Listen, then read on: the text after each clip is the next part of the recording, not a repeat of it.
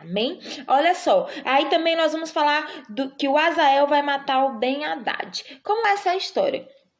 O Eliseu, ele vai até Damasco, né? Quando ele chega em Damasco, o Ben-Hadad, ele adoece, estava muito doente. Ele, sabendo que o Eliseu estava na cidade, ele manda os seus servos pegarem tudo de melhor que tinha em Damasco e ir presentear o Eliseu e aproveitar e consultar para ver se Deus curaria ele, irmãos. E aí, manda um cara que se chama Azael. O Azael vai, leva os presentes e consulta.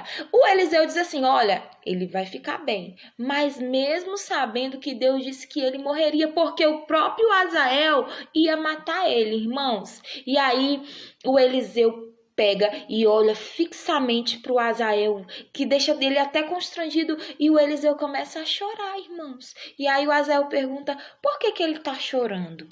E o Elias vai responder para ele, eu estou chorando porque eu sei que você vai virar rei. Porque eu sei que você vai matar os jovens, porque eu sei que você vai queimar as fortalezas de Israel, irmãos. Ele era da Síria, ele iria virar rei, ele ia fazer tudo isso com Israel. Matar os jovens, queimar as fortalezas, pegar as cabeças dos bebezinhos e bater na pedra. Ele ia despedaçar todas as mulheres grávidas que haviam em Israel. Por isso que o Eliseu começou a chorar. O Azael até nega, eu sou um cão morto, não sei o quê. Mas, irmãos, não tem jeito, porque Deus já tinha revelado para o Eliseu. Então, o Azael, ele vai chegar lá no reino e vai dizer para todo mundo que o Eliseu disse que ia ficar tudo bem. Mas sabe o que ele faz? Ele molha uma toalha e ele sufoca, irmãos, o Ben-Hadad, que morre. Então, ele toma o lugar do Ben-Hadad. Vocês lembram que nós estamos falando de 2 reinos, tá certo? Então, agora nós vamos ver o reino de Judá, tá?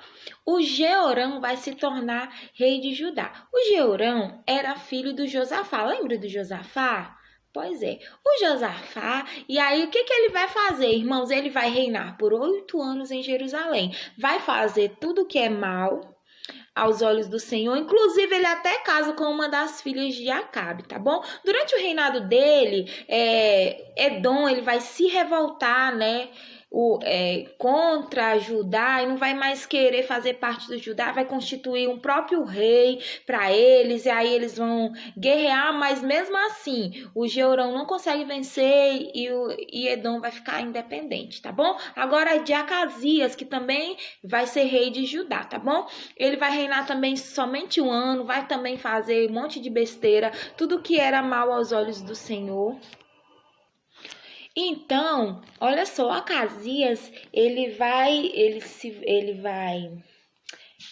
se aliar com Jorão para atacar o Azael, tá certo, irmãos?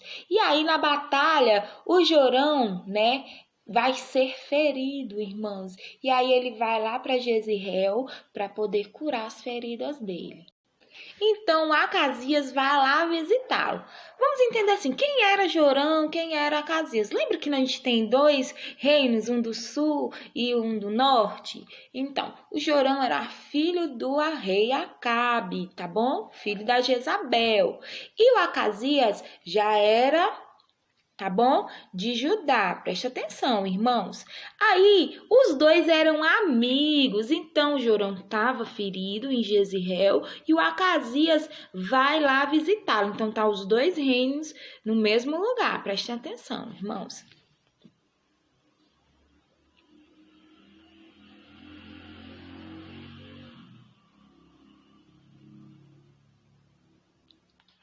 Capítulo 9, olha só. O Eliseu, ele vai mandar um profeta ir lá reinar, ungir Jeú para ser rei sobre Israel. E o profeta vai e unge ele, irmãos. E todo mundo fica pensando que esse profeta é louco, mas o Jeú, ele toma posse disso, irmãos. E sabe o que ele vai fazer? Ele vai atrás do Jorão para exterminar ele, tomar o seu lugar. Irmãos, lembra que o Jorão estava ferido e foi se curar lá em Jezreel e que o outro rei, Acasias, foi lá visitar? Pois é, foi bem aí. E aí o Jeú começa a chegar, perdão. Lá de cima o atalaia veio e anuncia. Então eles mandam um mensageiro. O mensageiro vai conversar com o Jeú no caminho e fica.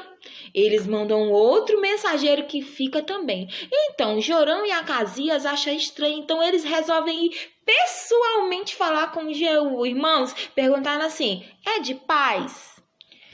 E aí ele vai dizer que não, vai falar da Jezabel, da idolatria, da feitiçaria de Jezabel. Então o Jorão vai gritar assim: traição! Mas não adianta fugir. Por quê? Porque o Jeú vai jogar uma lança que vai acertar direto no coração e ele vai morrer na mesma hora, irmãos.